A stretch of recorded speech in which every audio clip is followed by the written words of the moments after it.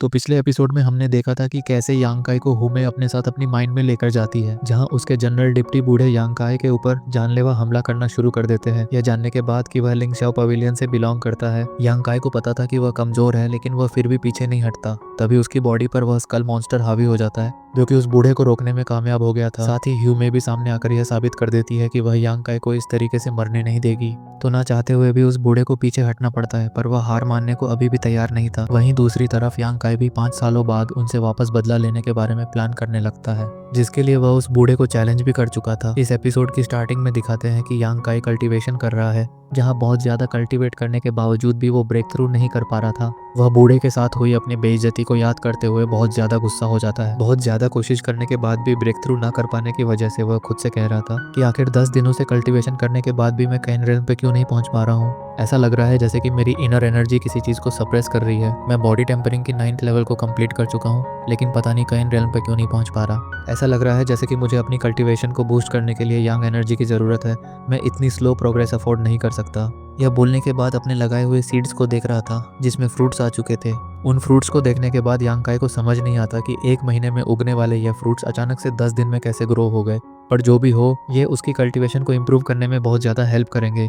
इसलिए वह खड़ा होता है, उनमें से एक फ्रूट को तोड़कर खा जाता है। यांगकाई बहुत अच्छे से जानता था कि इस फ्रूट में से यांग एनर्जी जो निकलती है वो उसकी बॉडी को कितना ज़्यादा बूस्टअप कर देती है। ये दूसरी तरफ यांगकाई की बॉडी के अंदर दिखाते हैं। जैसे ही वो ये यांग फ्रूट खाता है, काफ़ी सारी लिक्विड यांग एनर्जी उसकी बॉडी के अंदर फ्लो करने लगती है। इस वाले यांग फ्रूट को खाने के बाद वो कहता है कि ये पिछले वाले यांग फ्रूट से बहुत ज़्यादा डिफरेंट है। ऐसा लग रहा है कि इन फ्रूट्स का रस और इसमें ऑक्सीजन लेवल पहले वाले फ्रूट से 10 गुना ज़्यादा हो। क्या ये कोई डिफरेंट टाइप के यांग एनर्जी वाले फ्रूट्स हैं? पर जो भी हो, उसकी बॉडी में अभी बहुत ज़्यादा यांग एनर्जी है और उसे इसे रिफाइन करना ही होगा। यह सोचकर खुश होते हुए वापस से कल्टीवेशन करने बैठ जाता है। यांगकाई अपनी कल्टीवेशन में बिजी था। वहीं दूसरी तरफ हमें सीनियर शिया को दिखाते हैं, जो कि चुपके चुपके पत्थर के पीछे से उस पर नजर रख रही थी। वो इतने दिनों से यांगकाई को मॉनिटर करते हुए कहती है कि यह अपने 9th रेल्म की पीक पर पहुंच गया है। ऐसा लग रहा है कि ये कभी भी ब्रेक थ्रू करके कैन रेल्म पर पहुंच जाएगा, पर पता नहीं क्यों मैं जब भी इसे ब्रेक थ्रू करते हुए देखती हूँ, इसके पास एक अजीब तरीके की इविल एनर्जी महसूस होती है, जो कि उसकी कल्टीवेशन को धीरे धीरे सप्रेस करता जा रहा है। कहीं ये कोई डीमन तो नहीं जो उसकी पावर को अब्सॉर्ब करके उसे ब्रेक थ्रू करने से रोक रहा है?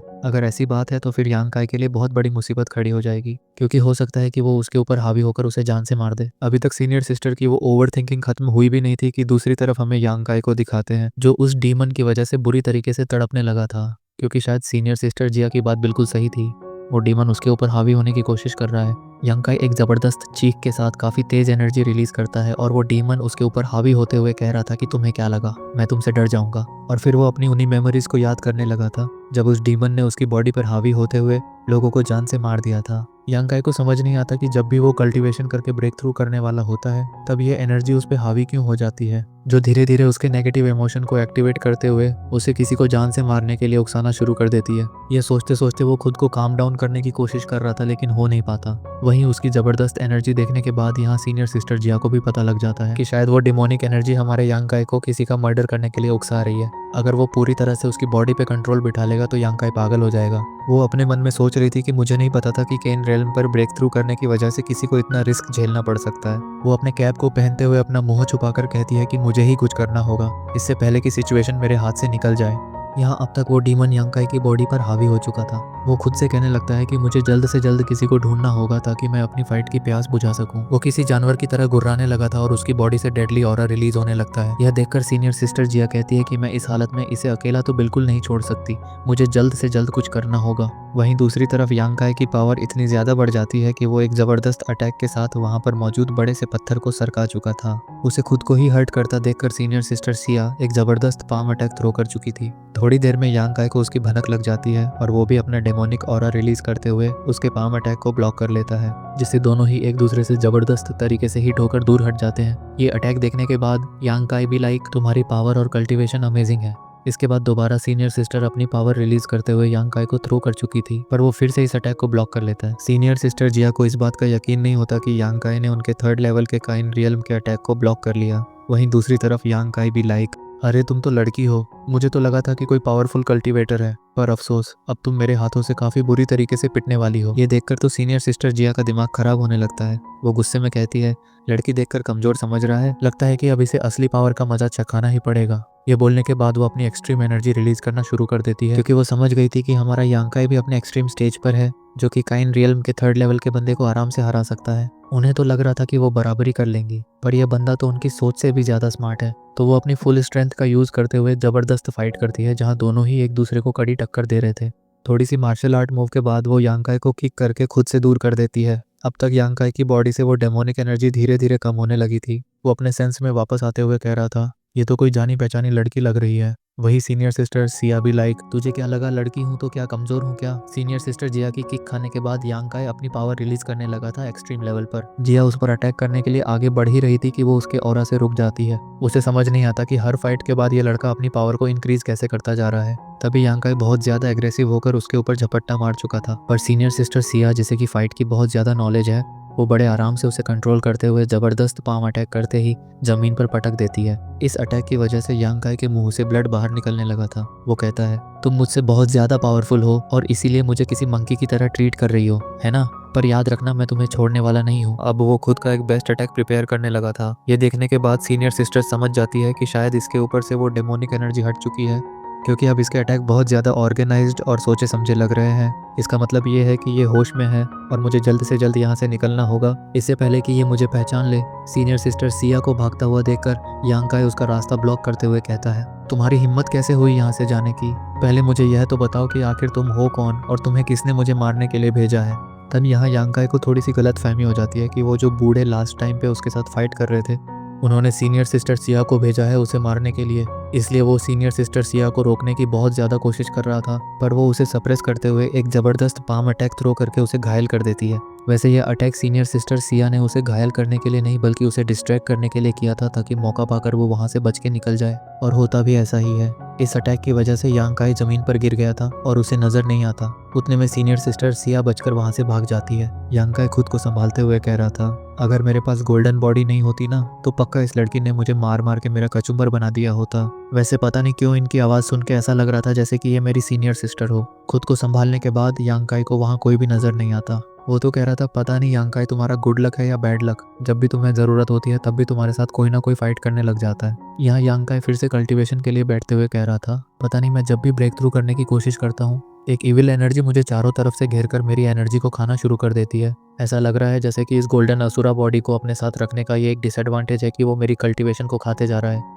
यांकाई खुश था कि चलो अब लास्ट फाइट की वजह से उसके काफ़ी सारे नेगेटिव इमोशंस बाहर निकल गए हैं। अब उसकी फाइट करने की इच्छा थोड़ी सी कम हो गई है, तो इसका मतलब ये है कि वो अपना फोकस ब्रेक थ्रू करने पर आराम से लगा सकता है। क्या पता इस बार रिलैक्स पॉइंट के साथ कल्टीवेशन करने के बाद वो ब्रेक थ्रू कंप्लीट कर ले। यह बोलकर वो उस ड्रैगन क्लिफ के पास पहुंचकर वहां की यांग एनर्जी अब्जॉर्ब करते हुए कह रहा था, मुझे अपने कोर को और ज्यादा यांग एनर्जी प्रोवाइड करनी होगी, जिससे मैं स्ट्रांग होकर उस बूढ़े से अपनी बेइज्जती का बदला ले सकूं और फ्यूचर में कोई भी मुझे कमजोर समझकर बुली ना कर सके। धीरे धीरे यांकाई ने वहां आसपास मौजूद सारी एनर्जी को एब्जॉर्ब करना शुरू कर दिया था। यांकाई तो पूरे जोर शोरों के साथ अपनी स्पिरिचुअल एनर्जी को कलेक्ट करना शुरू कर देता है। दूसरी तरफ हमें सीनियर सिस्टर को दिखाते हैं, जो वहां से जाते हुए कह रही थी, मैं बाल बाल बची हूँ, वरना तो वो यांकाई मुझे पहचान ही लेता। चलो अच्छा है, ये देखकर कि वो कल्टीवेशन करने लगा है, इस बार शायद वो ब्रेक थ्रू कर ले और मेरा ये एफर्ट्स काम आ जाए। ये बोलकर वो तो वहां से निकल रही थी, पर तभी उसके सामने एल्डर आ जाते हैं। एल्डर 11 यानी कि सेक्ट लीडर को देखने के बाद वो थोड़ी देर के लिए चौंक गई थी, जैसे कि किसी ने उसकी चोरी पकड़ ली हो। यहाँ हमें एल्डर 11 और हमारी सीनियर सिस्टर सिया की बातों से पता लगता है कि वो असल में ग्रेट एल्डर मैंग की भतीजी है, जिसे कि एल्डर ने अपना डिसाइपल बना के रखा हुआ है।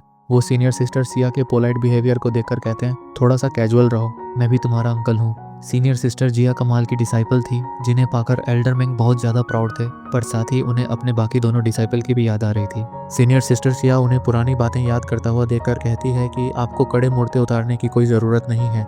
तभी अचानक से एल्डर 11 की नज़र हमारे यांकाई पर पड़ती है, जिसकी कल्टीवेशन को देखकर वो कहते हैं, ये तो बहुत तेज़ी से ग्रो कर रहा है। और फिर वो यांकाई के आसपास एक बैरियर बना देते हैं ताकि कोई भी उस पर नज़र ना रख पाए और अटैक ना कर पाए, क्योंकि अभी उसकी बॉडी बहुत ज़्यादा वीक है। यह देखकर सीनियर सिस्टर भी हैरान हो जाती है कि एल्डर को यांकाई की कितनी फिक्र है। वो कहती है, लगता है आपको इसमें इंटरेस्ट है। यह सुनकर एल्डर 11 उसे छेड़ते हुए कहते हैं, मुझे तो लगता है कि तुम्हें ज़्यादा है। अगर तुम्हें शर्म आ रही है तो तुम यहाँ पर रुक कर इंतज़ार कर सकती हो, लेकिन अगर तुम मेरी तरह इस लड़के की कल्टीवेशन को ऑब्जर्व करना चाहती हो तो मेरे साथ चलो। बस फिर क्या था, सीनियर सिस्टर एल्डर के पीछे पीछे यांग काई को ऑब्जर्व करने के लिए चली जाती है, जहां दोनों ही लोग यह देखकर बहुत ज्यादा हैरान थे कि यांग काई आसपास की यांग एनर्जी को बहुत तेजी से अब्सॉर्ब कर रहा है। तभी अचानक से वो लोग नोटिस करते हैं कि एक स्पिरिचुअल यांग एट्रीब्यूट वाला बर्ड तेजी से यांग की बॉडी में एंटर हो चुका है। ये असल में एक्सट्रीम लेवल की यांग एनर्जी थी, जो कि इस बात का सबूत है कि यांग काई ब्रेक थ्रू कर चुका है। सीनियर सिस्टर्स या तो उस बड़े से स्पिरिचुअल बर्ड को देखकर बहुत ज्यादा हैरान थी। वो कहती है, यह तो कुछ ऐसा है जैसे कि एक बड़े से हाथी को एक शिप ने निगल लिया हो। क्या यांग काई की बॉडी इतनी ज्यादा कैपेबल है? अगर कोई नॉर्मल पर्सन होता तो इतनी यांग एनर्जी अब्सॉर्ब करने के बाद उसकी बॉडी ब्लास्ट हो जाती। इधर यांग काई के काइन रेल्म पर ब्रेक थ्रू कर लेने के बाद उस एल्डर को लगता है कि शायद अब यांग काई होश में आने वाला है, इसलिए वो उस बैरियर को हटाते हुए कहते हैं, अब मुझे यहाँ से चलना होगा। अगर तुम्हारी मुलाकात एल्डर मैग से हो जाए तो उन्हें मेरा हेलो कहना। ये बोलने के बाद वो वहाँ से चले जाते हैं, जबकि दूसरी तरफ मिस जिया को दिखाते हैं, जो पेड़ के पीछे से छुपकर हमारे यांग काई पर नजर रख रही थी। वो यह देखकर हैरान हो जाती है कि यांग काई काइन रेलम पर पहुंचने के बाद भी अपनी कल्टीवेशन को बरकरार रखे हुए हैं। तभी वह इतना ज्यादा चौंक जाती है यह देखकर कि यांग काई केवल काइन रेलम पर पहुंच गया, बल्कि उसके फर्स्ट लेवल की पीक पर पहुंच गया है। वो तो ऐसे चौंकी थी जैसे कि उसने हाथी को उड़ते हुए देख लिया हो। उसके लिए यह बात हजम कर पाना बहुत ज्यादा मुश्किल था। तभी उसे एक और झटका मिलता है जब वो ये जान लेती है कि यांग काई तो असल में काइन रियल्म की थर्ड लेवल पर पहुंच गया है। न केवल यांग काई ने ब्रेक थ्रू कंप्लीट किया, बल्कि वो एक ही दिन में काइन रियल्म की थर्ड लेवल तक पहुंच गया। जिस लेवल को अचीव करने में नॉर्मल कल्टीवेटर को 2 से 3 महीने लग जाते हैं, वो उसने एक ही दिन में कर लिया। तभी यांग काई की कल्टीवेशन खत्म हो चुकी थी और वो काफी खुशी खुशी वहां से जाने लगा था। यह देखकर सीनियर सिस्टर की सांस में सांस आती है। उनकी तो हालत खराब हो गई थी। वो कहती है, अगर इसने एक और लेवल अचीव कर लिया होता ना, फिर तो मैं बेहोशी हो जाती सदमे से। मुझे यकीन नहीं आता कि इस लड़के के पास आखिर कैसा टैलेंट मौजूद है जो एक ही दिन में 3 लेवल को अचीव कर चुका है। दूसरी तरफ यांग काई को दिखाते हैं, जो कि फॉरेस्ट से जाते हुए काफी ज्यादा खुश हो रहा था कि क्या बात है भाई, तूने तो आज थर्ड अचीव कर लिया। फाइनली इतने दिनों से लटके रहने के बाद अब मैं आज़ाद हो चुका हूँ। मैंने अपनी लेवल को इंक्रीज कर लिया। वो यह सोचकर खुद पर प्राउड होकर आगे बढ़ रहा था कि तभी उसे जंगल से किसी के चिल्लाने की आवाज़ आती है। दोबारा उसी आवाज़ को सुनने के बाद वह कहता है, ऐसा लग रहा है जैसे कि यह जंगल के बीच में से आ रही है, और उसे आवाज़ बहुत ज़्यादा जानी पहचानी लग रही थी। थोड़ा सा गौर करने के बाद वो समझ जाता है कि यह और किसी की नहीं बल्कि सोमू की आवाज़ है। वो तो जोर जोर से चिल्लाकर कहता है, सोमू, क्या यह तुम्हारी आवाज़ है? तुम मुझे बुला रहे हो? पर बदले में उसे कोई रिप्लाई नहीं मिलता, बल्कि जोर जोर से सोमू के चिल्लाने की आवाज़ें आती हैं। वो कहता है, लगता है ये किसी मुसीबत में है, जाकर देखना होगा। तभी दोबारा सोमू के चिल्लाने की आवाज़ आती है, और इस आवाज़ से तो यांग काई डर गया था कि पता नहीं अब ये लड़का किस मुसीबत में पड़ गया है, और फिर वो तेज़ी से जंगल के अंदर जाने लगता है। अब ये तो हम नेक्स्ट एपिसोड में देखेंगे कि सोमू किस मुसीबत में पड़ा है और यांग काई उसे उस मुसीबत से निकाल पाता भी है या नहीं, क्योंकि अभी के लिए तो ये वाला एपिसोड हो जाता है ख़त्म। आपको एपिसोड कैसा लगा कमेंट करके ज़रूर बताना। तब तक के लिए बाय।